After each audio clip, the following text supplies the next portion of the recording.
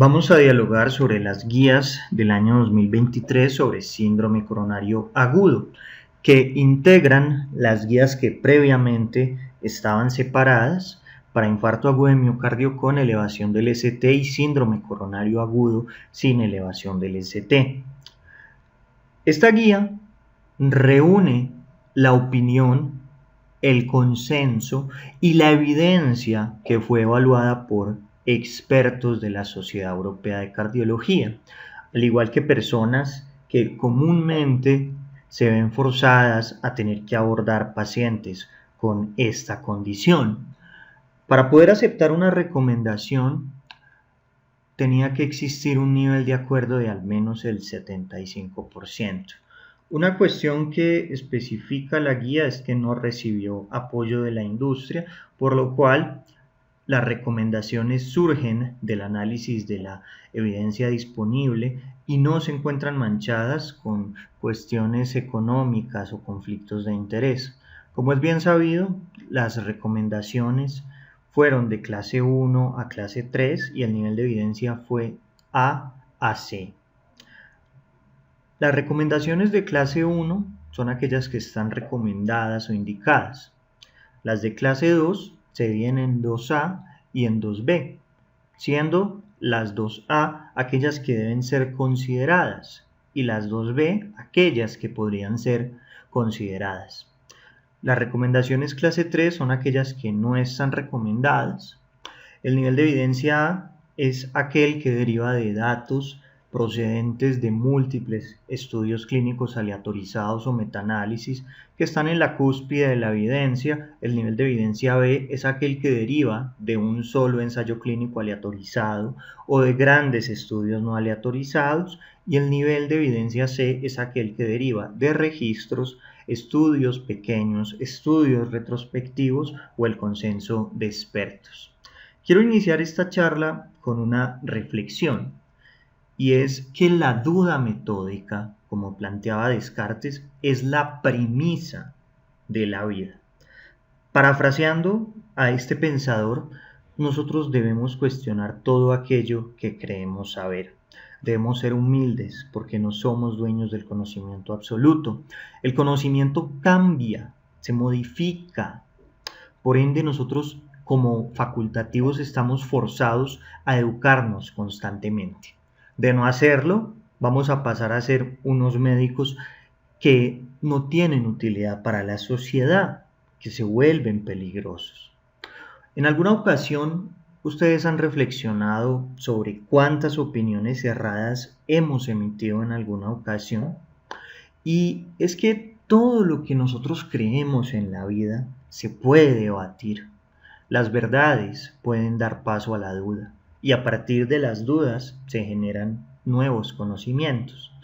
De modo que es preciso que nosotros, como médicos y académicos, destruyamos las raíces para poder comenzar y para poder aprender nuevos conocimientos, cimentarlos.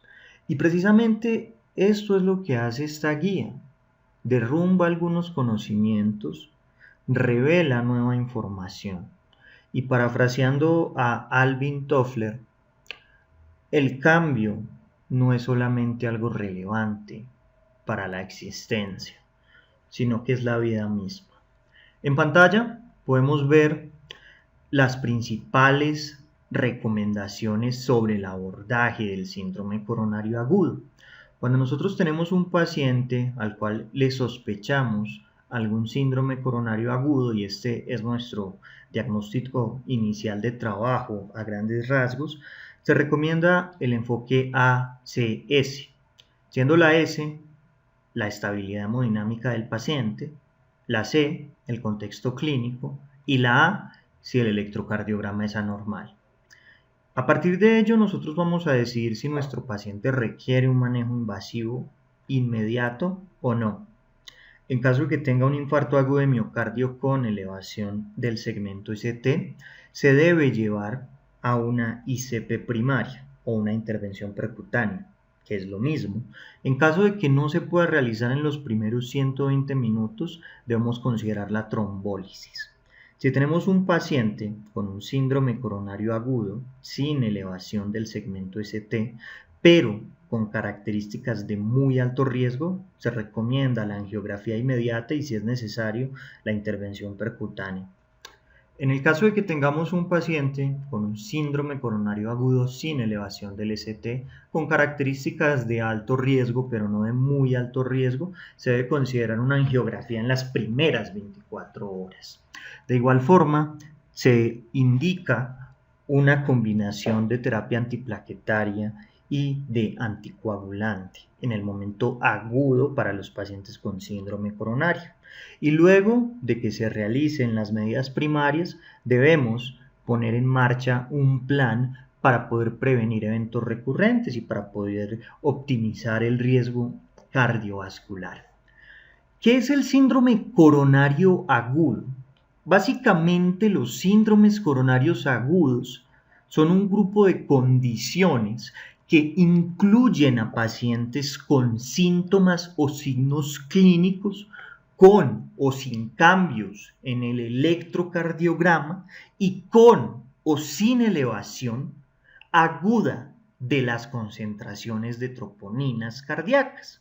Y dentro de este grupo nosotros encontramos a los pacientes con angina inestable, con infarto agudo de miocardio sin elevación del segmento ST, y a los pacientes con infarto agudo de miocardio con elevación del segmento ST. Estos pacientes pueden presentar algunos hallazgos clínicos específicos, como angina prolongada, aquella que se prolonga por más de 20 minutos. Si se prolonga por encima del periodo de alarma de Gallavardín, semiológicamente lo definen como 30 minutos, debemos considerar un infarto agudo de miocardio.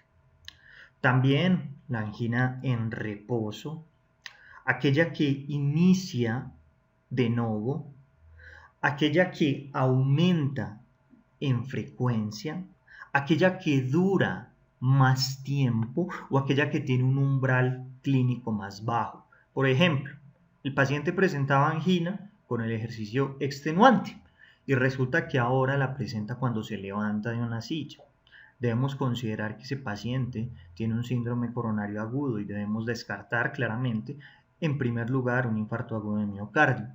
También debemos considerar las anginas que ocurren luego de un episodio reciente de infarto de miocardio, que se define como aquella que surge hasta 28 días luego. De igual forma, debemos mencionar que el síndrome coronario agudo se puede manifestar en algunos pacientes que son relativamente asintomáticos, pero también se puede presentar de manera flórida como un choque cardiogénico.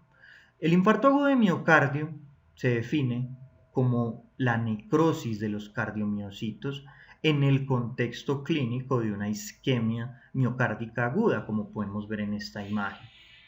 Y la definición de infarto se hace a partir de la cuarta definición universal, que divide el infarto agudo de miocardio desde el 1 hasta el 5, siendo el infarto tipo 1 aquel que ocurre por un desbalance entre el aporte y el consumo de oxígeno, secundario a la presencia de un trombo coronario. Si en la autopsia se identifica un trombo coronario, vamos a pasar de tener un IAM tipo 3 a tener un IAM tipo 1. El tipo 2 es aquel que se origina por un desequilibrio entre la demanda y el consumo y el aporte de oxígeno a nivel miocárdico, que no está relacionado con una trombosis coronaria. Por ejemplo, el paciente séptico, el individuo con un síndrome de bajo gasto cardíaco, el sujeto con una hemorragia masiva, el paciente con anemia, más común en la unidad de cuidados intensivos, mientras el tipo 1 es más frecuente en el servicio de urgencias. El tipo 3 es aquel que llega muerto al servicio y que presenta una muerte súbita cardíaca. También encontramos en este grupo a los pacientes que fallecen antes de obtener muestras sanguíneas o fallecen luego de presentar una taquicardia ventricular sin pulso o una fibrilación ventricular. El 4 se divide de A a C, siendo el 4A aquel que está relacionado con la intervención coronaria hasta 48 horas luego. El 4B, que es aquel que ocurre por una trombosis del stent, que puede ser agudo, aquel que se origina en las primeras 24 horas, subagudo como aquel que se origina luego de las 24 horas hasta los 30 días, tardío como aquel que se origina de 30 días a un año o muy tardío como aquel que ocurre luego de un año. Tenemos también el 4C. El 4C se caracteriza por la restenosis del stent luego de la angioplastia con balón en la sección o en el territorio del infarto como única explicación angiográfica del evento. Y tenemos el tipo 5 que se caracteriza por una elevación de los valores de troponinas cardíacas por encima de 10 veces el percentil 99 en pacientes con valores basales de troponinas cardíacas normales. También debemos mencionar que en los pacientes que tuvieran previamente valores elevados o en descenso, debemos tener una cantidad de troponinas cardíacas elevadas más de 10 veces en relación al percentil 99. En otras palabras, el infarto agudo de miocardio tipo 5 es el que cumple con estas características y que se presenta luego de la cirugía de revascularización cardíaca. Acá podemos apreciar una placa histológica de un paciente con un IAM. Podemos evidenciar cómo existe una desestructurización a nivel tisular, un acortamiento celular, y donde está esta flecha podemos evidenciar que hay bandas de contracción. Si nosotros vamos a la imagen que presenta el detalle de la parte ultraestructural de una banda de contracción, podemos evidenciar que existe un apelotamiento de proteínas a nivel del sarcómero, también que existe edema y que existe una desestructurización de las mitocondrias. Esta imagen es extraída del texto Patología de Robbins, la edición del año 2015. Es una imagen muy bonita porque describe los cambios celulares que ocurren en el contexto de un infarto agudo de miocardio. Es claro que el IAM se caracteriza por la presencia de células muertas, secundario a una isquemia de larga duración. En los primeros 10 minutos vamos a encontrar que existen disfunciones a nivel mitocondrial. En los primeros segundos podríamos encontrar que existe una depresión del ATP. Y en los primeros 2 minutos vamos a evidenciar que existe también lo que viene a ser una pérdida de la contractilidad. En los primeros 15 minutos vamos a empezar a ver cambios ultraestructurales a nivel de los cardiomiocitos, vamos a ver una disminución a nivel de los depósitos de glucógeno con una rotura de los sarcolemas. El ATP va a ir reduciendo, para los 10 minutos vamos a tener una depresión hasta el 50% y para los 40 minutos hasta el 10%. Entre los 20 a los 40 minutos empezamos a llegar al momento de la injuria celular irreversible. En las siguientes horas, luego del evento, vamos a evidenciar que existe un daño macroscópico, ya no van a ser alteraciones solamente celulares y escasamente en la contractilidad. Y vamos a ver también que hay una necrosis que va desde el subendocardio hasta el subepicardio. Evidentemente la velocidad del evento va a depender en gran medida de la circulación colateral, y la circulación colateral hace parte de los 3 factores que son determinantes de la tolerancia a la hipoxia. ¿Cuáles son los 3 factores determinantes a la hipoxia? La circulación colateral, la reserva de volumen sanguíneo y los determinantes que están dentro de la ley de Hagen-Poiseuille. En la imagen A podemos apreciar un infarto que lleva un día. Encontramos entonces la presencia de zonas necróticas, hay unos espacios ensanchados entre las fibras que están muertas y podemos evidenciar, acá donde estoy seleccionando con el respectivo cursor, la presencia de neutrófilos diversos.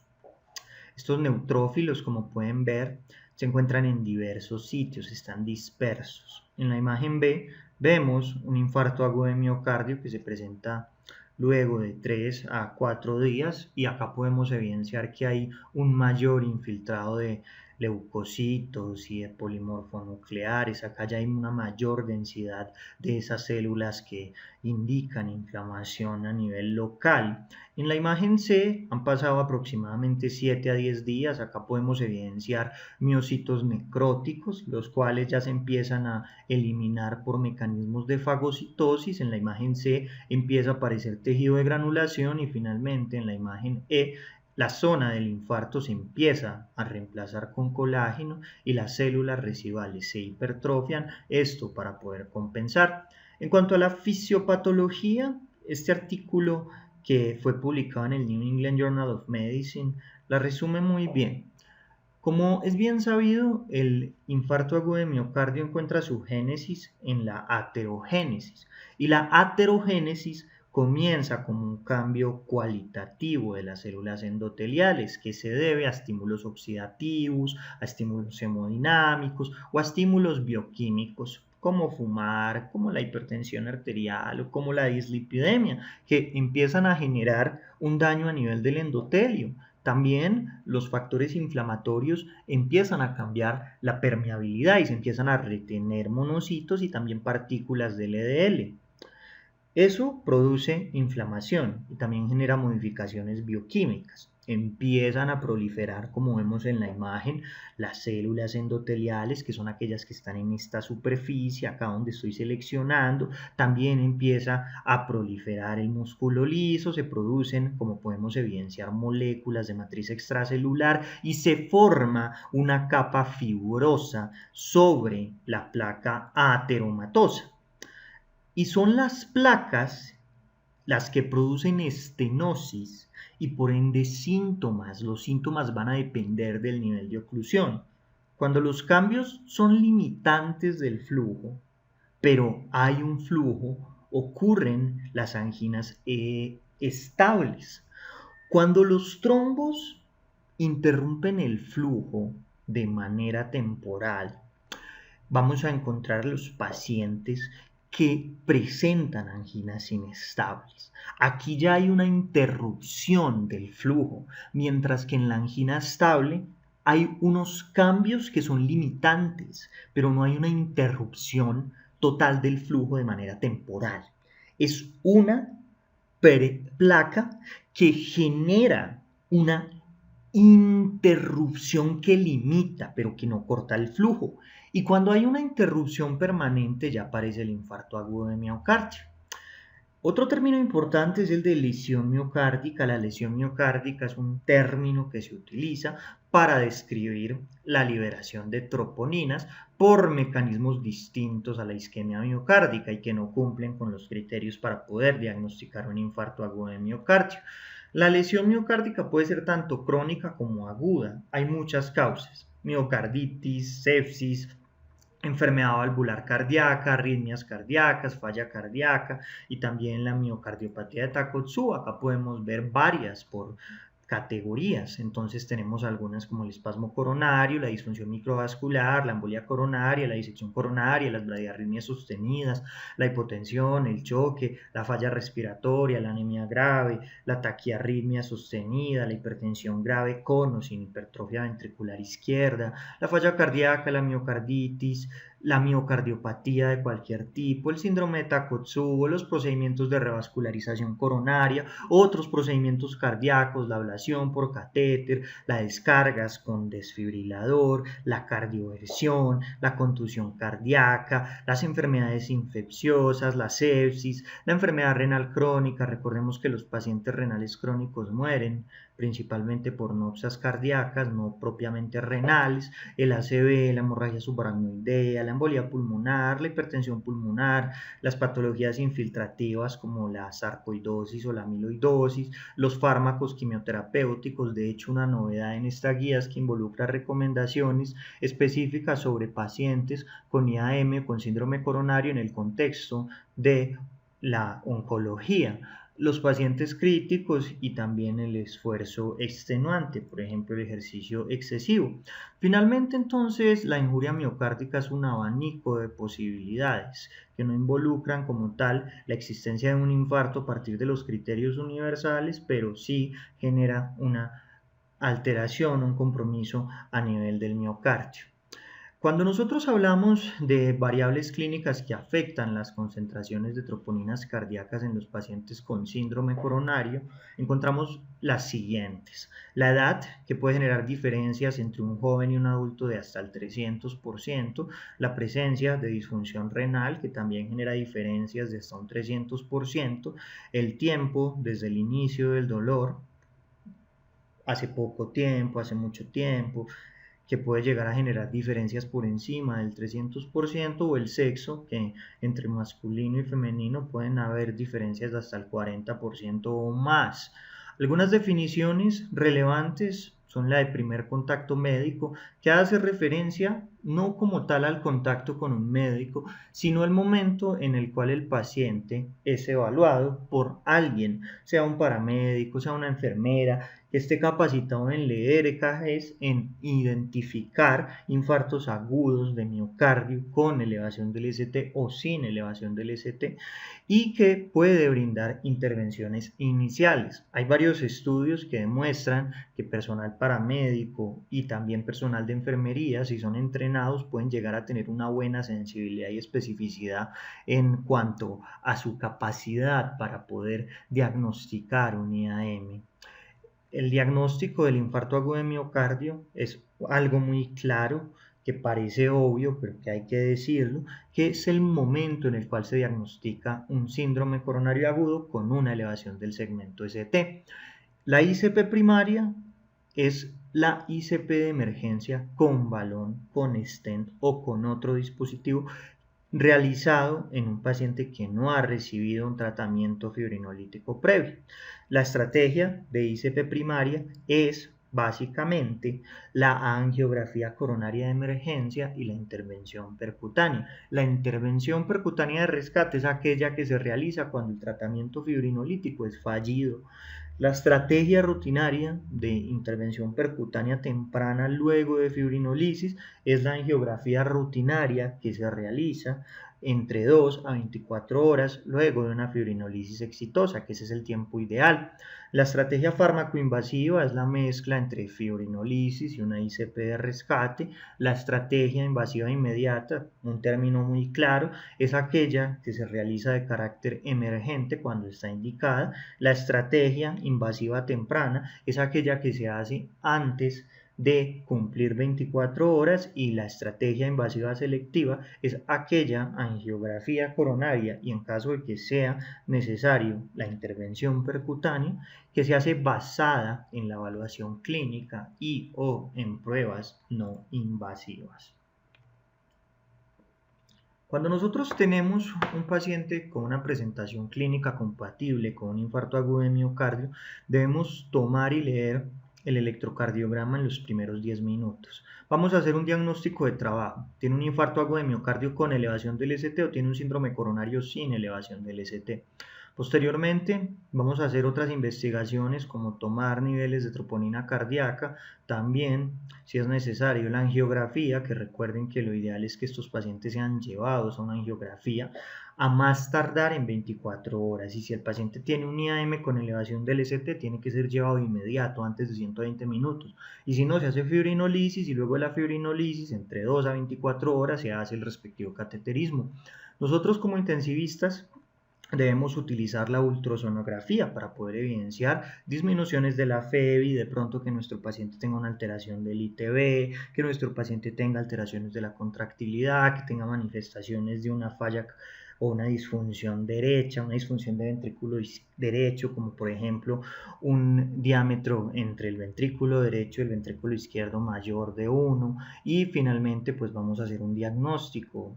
¿Qué diagnósticos podemos hacer? Que el paciente tenga una angina inestable, tenga un IAM con elevación del ST, tenga un síndrome coronario sin elevación del ST, por ejemplo un IAM sin elevación del ST, o que el paciente tenga un dolor precordial que no sea de causa cardíaca. En cuanto a algunos aspectos epidemiológicos, las enfermedades cardiovasculares son la causa más común de morbimortalidad.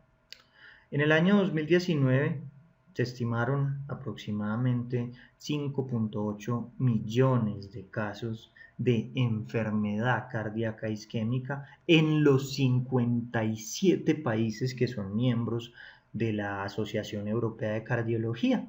Cuando vamos a mirar la estimación media de incidencia ajustada por edad por cada 100.000 personas, vemos que esta es de 293.3 aproximadamente.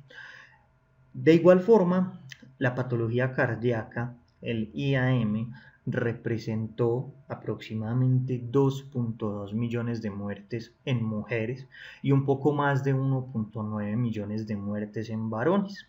Y debemos también mencionar que la enfermedad cardíaca isquémica es la causa más común de muerte cardiovascular. De hecho, representa el 38% de todas las muertes por enfermedades cardiovasculares en mujeres, y en varones llega a ser del 44%. ¿Qué es lo nuevo en esta guía? Esta guía emite varias recomendaciones. Recomendaciones clase 1, aproximadamente 106 recomendaciones. Recomendaciones clase 2, unas 70. Clase 3, unas 17. Nivel A, unas 56. Nivel B, unas 64. Y nivel C, unas 73.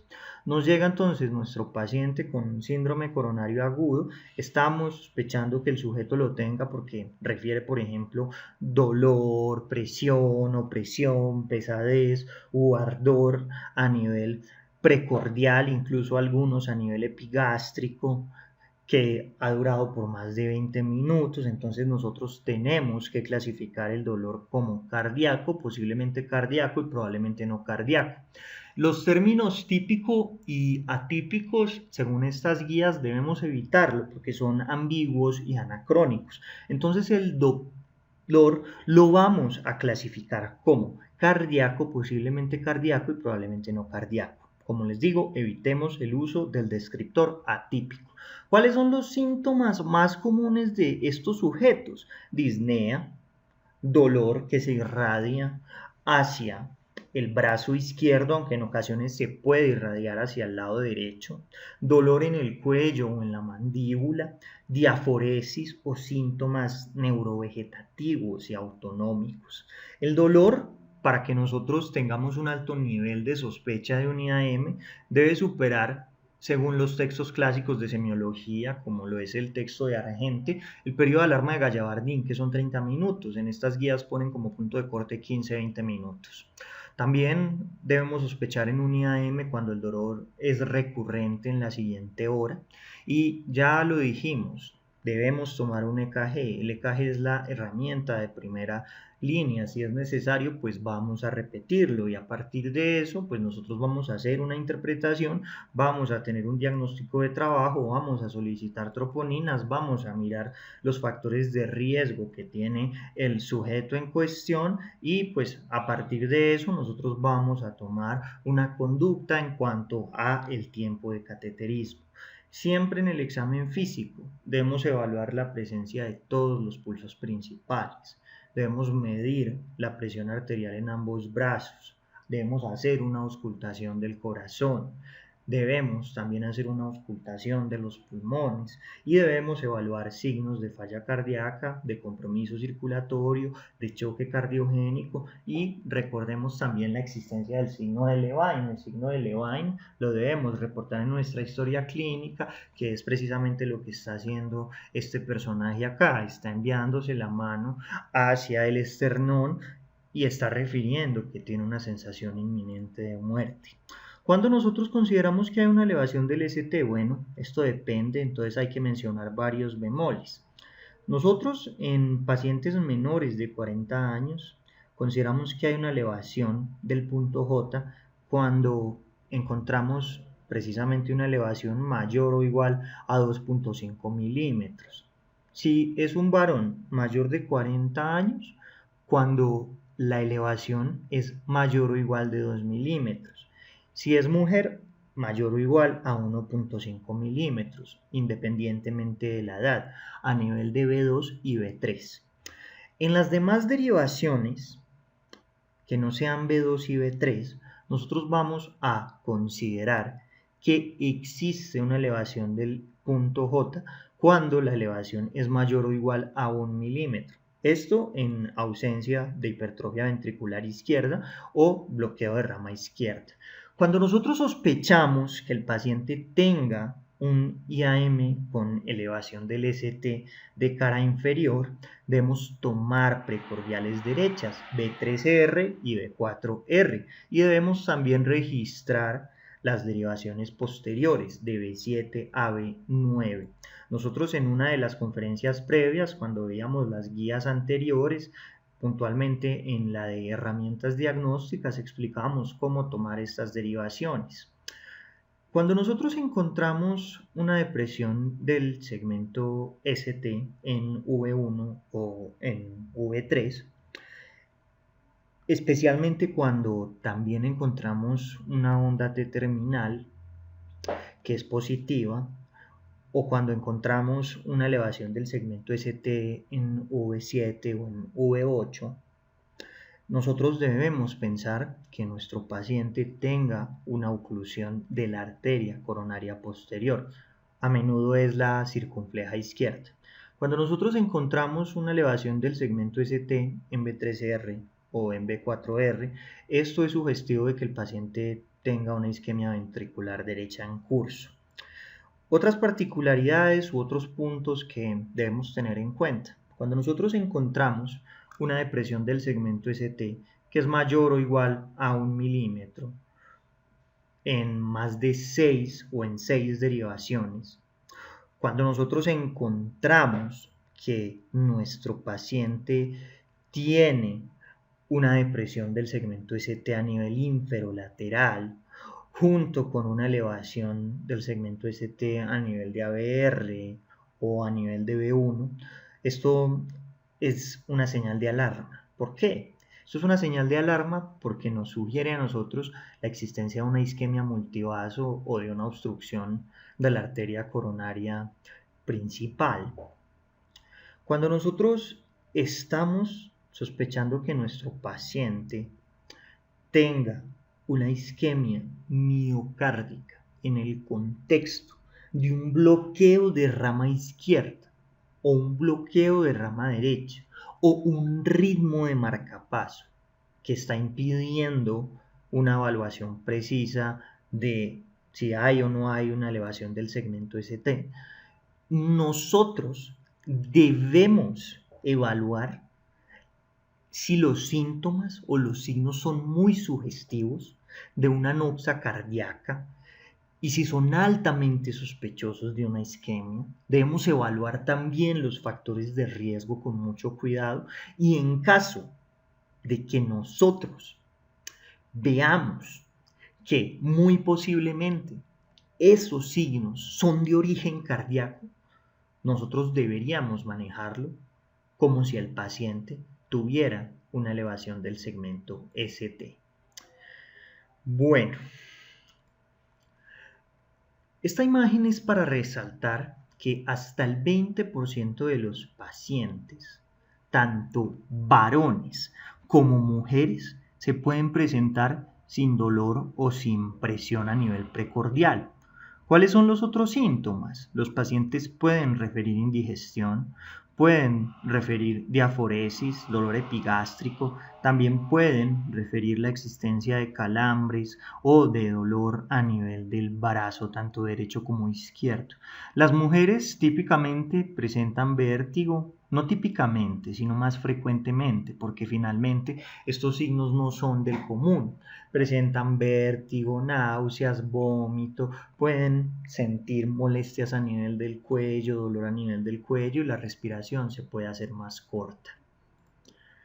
Hay varios diagnósticos diferenciales del síndrome coronario agudo que se deben considerar, como los que estamos viendo en pantalla, que a nivel cardíaco corresponden a cardiomiopatías, miocarditis, pericarditis, taquiarritmias, falla cardíaca aguda, emergencias hipertensivas, estenosis aórticas, síndrome de Takotsubo, espasmo coronario, trauma cardíaco, embolismo pulmonar, neumotórax, atención, pleuritis, neumonía, bronquitis, disección aórtica, stroke, estenosis o aneurismas a nivel de la aorta que sean sintomáticos, esofagitis, reflujo, espasmos esofágicos que duelen terriblemente, también las úlceras peptídicas, también la colecistitis, la pancreatitis, los desórdenes musculoesqueléticos como el síndrome de Tietz, que es la costocondritis, aunque, ojo con esto, hasta el 7% de los pacientes con un IAM se pueden presentar con un síndrome de Tietz. En otras palabras, siendo el escenario así, siempre tomemos un electrocardiograma. Un electrocardiograma no vale nada y se interpreta muy fácil, al menos para identificar depresiones o elevaciones del segmento ST. Otras noxas son, por ejemplo, el trauma a nivel del tórax, también la injuria muscular, la inflamación muscular. También podemos encontrar patologías que generan algún tipo de compresión a nivel de las ramas de la médula cervical, también los desórdenes de ansiedad, la anemia y el herpes zóster. Por favor, siempre que tengamos un paciente con un IAM, evaluemos esta triada. Esta triada es la triada de Kohn. La triada de Kohn nos permite a nosotros identificar un infarto agudo de miocardio que se está extendiendo desde la cara inferior hasta el ventrículo derecho. Y si bien la sensibilidad de la triada de Kohn es del 25%, tiene una especificidad del 96%, muy alta. La triada de Kohn se caracteriza por hipotensión, plétora yugular y campos pulmonares limpios. Ya mencionamos previamente cuáles eran los criterios de elevación del segmento ST, así que simplemente recordemos que en varones menores de 40 es de más o de 2.5 milímetros en el caso de los hombres. En el caso de los varones mayores de 40 es de 2 o más milímetros y en el caso de las mujeres es de más de 1.5 o 1.5 milímetros. Esto aplica para las derivaciones B2 y B3. En las demás derivaciones es mayor o igual a 1 milímetro. Siempre que sospechen un IAM con elevación del ST de cara inferior, tomen derivadas derechas y tomen derivadas posteriores. Si ustedes encuentran que hay una elevación del ST en B3R y en B4R, esto sugiere una isquemia ventricular derecha. En pantalla podemos apreciar los criterios de un síndrome coronario sin elevación persistente del ST o con depresión del segmento ST, con cambios en la onda T, se puede presentar con ondas T bifásicas o con ondas T negativas. Y debemos mencionar también el síndrome de Wellens. El síndrome de Wellens se divide en síndrome tipo A o tipo 1 y síndrome tipo B o tipo 2.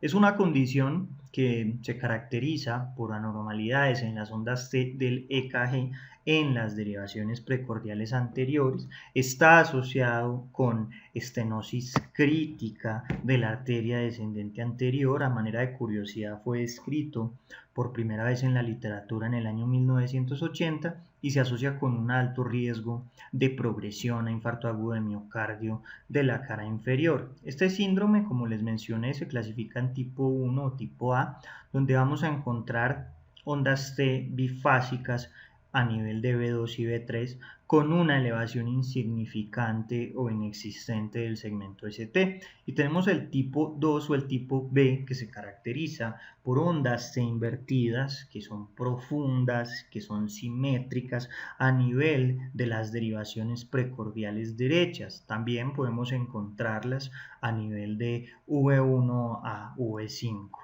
Entonces es claro, y este artículo de Anderson lo plantea muy bien, que nosotros debemos clasificar al paciente en un grupo.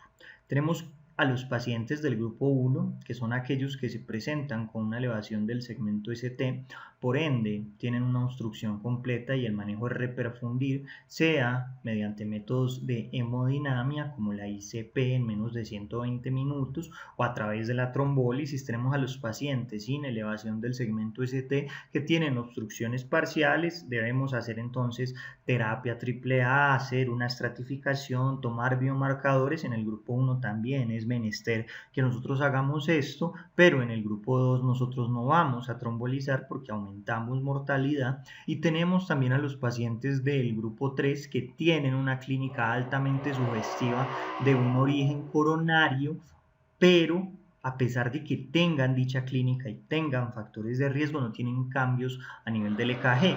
Entonces, estos pacientes se consideran que tienen una obstrucción desconocida, se deben estratificar, se deben tomar biomarcadores y se deben observar. Es muy útil que en ese contexto particular el paciente se le realicen EKGs seriados o también se realice una monitoría cardíaca continua.